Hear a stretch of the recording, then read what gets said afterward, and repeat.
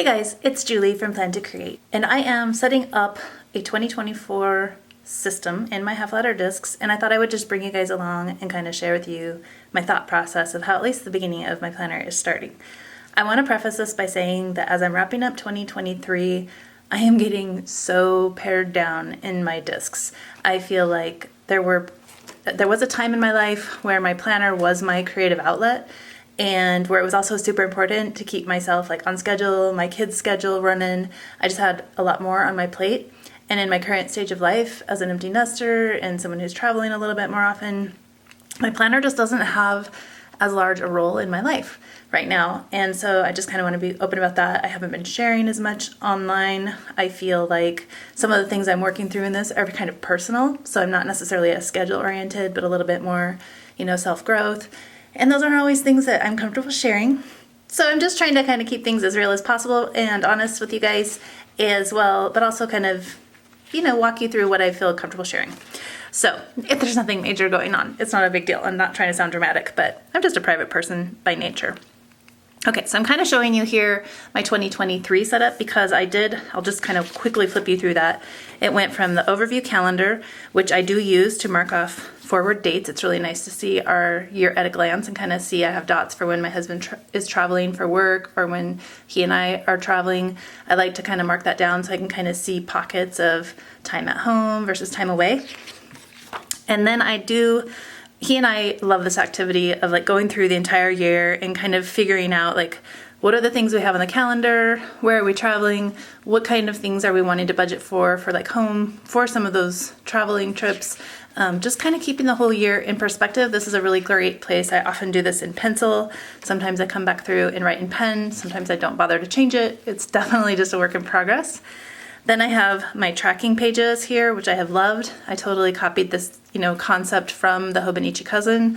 And I know it's going to sound crazy, but like the marker on this paper, I love it. And I don't know, I can't do it in my Hobonichi Cousin. Like if the dots don't appear the same way. They don't have as much weight to them as they do here on this 32-pound paper. And then at the bottom, I track the book of the month that I've ordered, and then I cross it off once I've read it.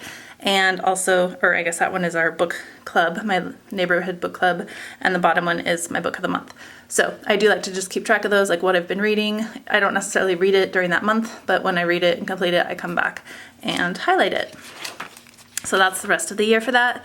And then finally, I have this just blank note page that I decided to use as a quarterly breakdown.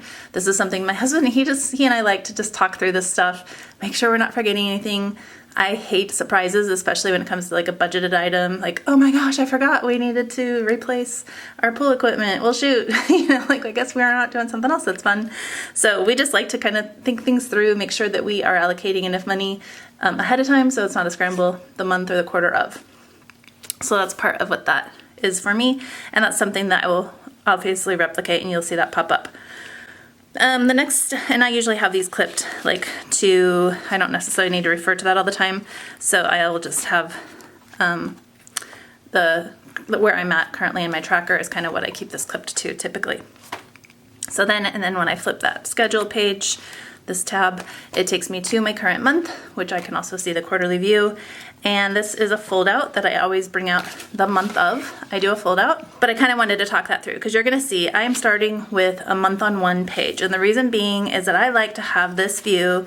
If something comes up in conversation and we're like, hey, maybe we would do that in November, this is the place that I might come and write that down. Like I kind of start to just brainstorm ideas here, and I love this. It's a placeholder for me. Instead of having the thicker 2-page-ish fold out here, I like to have just 1 page per month. I like to keep the rest of the year in here, and I take it out the month of and add in the month on 1 page fold out because it's like I might scribble this up, I can jot ideas freely and not worry about messing it up, and then the month of I come and with a fresh perspective get it all down with a nice clean aesthetic. And I don't know, that's just part of my process. So do I plan it twice? Yes and no. I don't put everything down on here. It's just kind of a placeholder. And then as the month is here, I definitely, or as the month approaches, I go through and I really focus on the whole schedule, and I, get it down a lot more detailed. So that's kind of where I'm at. And right now, Like this is the bulk of where my planning is, and this is like the thought and the place where I can come through and think ahead and like figure out, oh wait, yeah, if we do that, then that's going to affect this. This is kind of the process that I need to take the time to write it down. I can enter it into my calendar or into my iCal. I've said this before, and it can absolutely not register with me like the other implications that it would have on my schedule. So taking time to come and spend time in my planner on a monthly basis at least is helpful because I get to see a better picture. So I have the front page with just the monthly view and these little prompts that are specific to me. These are not how I would list it in my shop. These are very detailed. I include my repetitive book of the month, book club, any adventures that we're taking that month. And then I have a home, self-care, and projects section. So I like to just kind of prompt myself, like, what am I doing here? What am I doing there? You know, what do we need to budget for? What do we need to, you know, start thinking about? And then I just have a basic this month that can be either events or just tasks that as they come to mind, I have a place here to jot them down. So I've got those kind of going. And then I just wrap up the year here with December. And then this kind of flows into my weekly section, which I typically find actually with this little tab down here. So I'm not going to go into any more detail into the back of my planner because basically what I'm taking time to set up for 2024 right now is just this front section with that monthly planning. That's the bulk of how I'm using this half letter system right now. I feel like right now I could take or leave my weeks, which is really weird because normally that's been like the bulk of my planning. But right now I kind of rely on this monthly view, and I'm kind of I don't need to plan every minute of my day. I can kind of be a little bit more flowy. And there may come a time when I'm like, okay, come on, Julie, get yourself together and, make your time more accountable. But right now I'm just really enjoying time to take care of myself, time to focus on, like I said, some areas of growth. And so I'm just kind of soaking it in. I grabbed this. This is like a complete hodgepodge. It's like a divider and a pocket from LEVENGER. I'm just using this as a placeholder. I will eventually make a nicer setup for 2014, but this is just kind of a shifty make do situation. I grabbed this vellum to be on the front. I thought it was cute. So I'll punch that really quick here and just tuck it right behind that first plastic cover, if you will. It's not really a cover. I'm gonna move that up. And then we're just gonna go in, and so I'll kind of explain that same detail. So you're gonna see here we've got the overview, which I will come through with little dot stickers and start to look through and see what things we already have on the calendar for 24. This will not be filled out until the time being, but I wanted its place there right at the front, easy to find.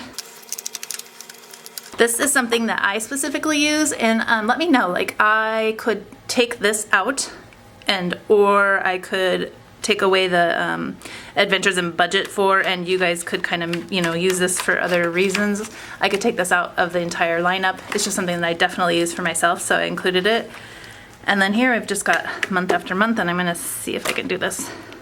I'm so hard on stuff, and then I wonder why all my little disc punches are dinged up. And so you're gonna just see January, it just flips through the year. I had a version last year where I did the month on one page, back to back to back to back. The reason why I'm not doing that this year is because I, like I said, like to pre-plan in this. When the month comes, I replace it with the full month on one page fold out, so I have more space and, can make a little bit more of a concise plan. And so I like the fact that I can just pull this out, replace it, and it doesn't affect, what's coming and going behind it. So that's my thought process for that. And then the only other thing I was kind of messing around with, and because basically I have to have an even number of pages when I go to print these so that they all have a front and a back, right? And so for me, I chose to add the front back. I added these 2 pages here in the front. Those are my 2 that made it an even number. If that's something that I took out for my listing, I'm considering adding in this little number where it's 2025. You can see the next calendar year. I did a page like this where you could just start to jot down some of your plans or things that are coming up where you have a little more space to write on it. And then I just have like a basic note page in addition to that, because again, I have to have even numbers of pages. So I thought that was something that you could use anywhere in your planner, and that could be useful. So that is the beginning of my planner, and if this is all I ever had, this is great. Like I said, replacing it with just those month on one page fold outs as the time comes. but it feels really good. And I will say I have vacillated, like, do I even want to do dated inserts for 2024? I have purchased the Hemlock and Oak half letter inserts, so there is a very strong chance that I'll be using that for my weekly pages, or maybe, I don't know yet. I just don't know if I'll be using it for only creative journal stuff, or if, I think that that's probably the direction I'll head, honestly, because I've really enjoyed that. This year I took, you know, their planner apart and created this awesome space for me to just journal and get creative, and I've really been enjoying that. I actually really like the space of this though, so going down to half letter, it's not a dramatic difference, but you can see it's like a little bit shorter. I think I'll be fine. I think I just need to suck it up. But anyways, so like I said, I just have kind of been going back and forth, like, do I even want to create anything for 2024? And bottom line, the fact that I can reprint these, that I can write something down, I can actually mess it up and just reprint it if I need to. It's so comforting to me. Like, it's just a really safe, comfortable place for me, half letter discs are. So yeah, I think that that's kind of what I'm thinking so far. So I'll be designing this. I will list some version of this in my shop. Love your input if you're willing to give it on how anything like how you want this kind of stuff situated. I definitely geared this very specifically to myself, and I have a generic version where it's just kind of like says focus here, and then these are left blank for you to decide what your 3 areas of focus might be, and then kind of like this month and tasks, 2 different lists that are the same. That's my generic concept, or my generic version that I would list, but would love to hear your feedback on that. Yeah, so I'll be listing a month on one page version like this. It'll come out first because it's kind of my first go-to when, as I plan for 2024, that's what I'm leaning towards. Then I will be releasing the fold out version, which has this on the front and then opens into the big page. I will also be doing a month on 2 page. And so I think that that's pretty much it for dated inserts, but definitely reach out to me on Etsy. I know a few of you have been asking kind of when are they coming out and, you know, what are your plans? But all that to say, I'm going to be keeping really minimal through 2024. I will be repeating the same color schemes that I used this last year in my planner. They're working great. I am hardly adding any deco anymore. I mean, just a little bit. I get a couple of kits. I get the planner spot, and then I generally pick up whatever lightly inked releases for the most part. I love her style. And so I'm just adding a few of those things and then a little bit of stamping in my planner, but keeping it really simple. And honestly, I've actually separated my sections. I've like moved my planning section like to my desk where I can sit down, think through, plan with minimal supplies.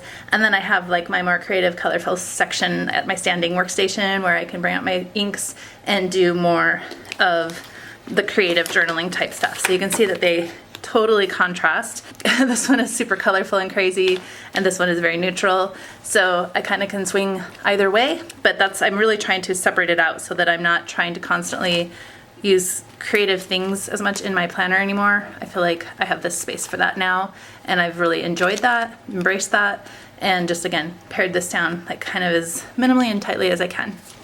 Okay guys, if you have any questions about all this, I think I'm throwing a lot at you, but I kind of wanted to update you where I am, what I'm doing, and for those of you who've been asking about the 2024, I thought I would kind of reveal how I plan to be releasing them and kind of what I have in mind. So again, would love your feedback. Feel free to comment below, contact me on Etsy. Either way is great, and I will consider your stuff before I do my full releases. On that, I will be releasing before October 1st.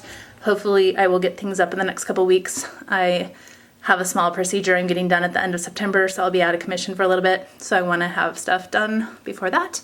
And yeah, otherwise, we will chat soon. Take care, guys.